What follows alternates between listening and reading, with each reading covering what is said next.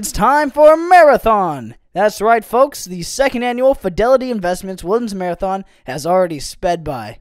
This was one of the biggest events of the year in the Woodlands and gave a way for some of the true athletes of our community to shine.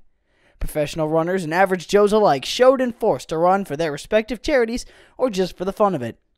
This race was an international event as well, with competitors from all over the world competing. The male and female overall winners, Richard Kessio and Mary Accor, broke the previous track records and won quite a pretty penny in prize money from the township. However, all the top finalists in both categories won a check for their performance. For the full list of winners in all categories, check out thewoodlandsmarathon.com.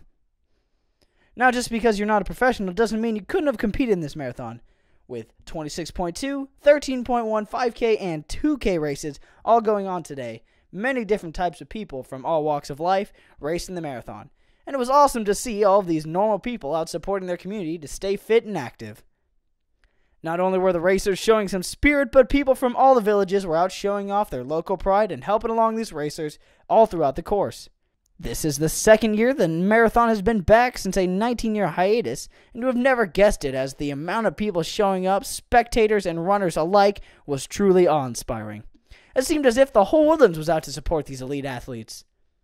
It's nice our whole community came together like this, as it was a group effort by all parties. The planners of the event, law enforcement to help with redirecting traffic, and all the local citizens willing to sit in the cold to cheer on these folks. And of course, all the men and women willing to do what many people like myself were not willing to do on a Saturday.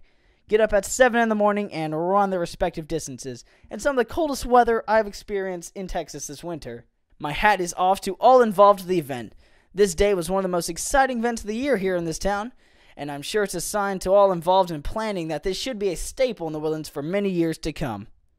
If you'd like any more info on this marathon, run on over to woodlandsonline.com.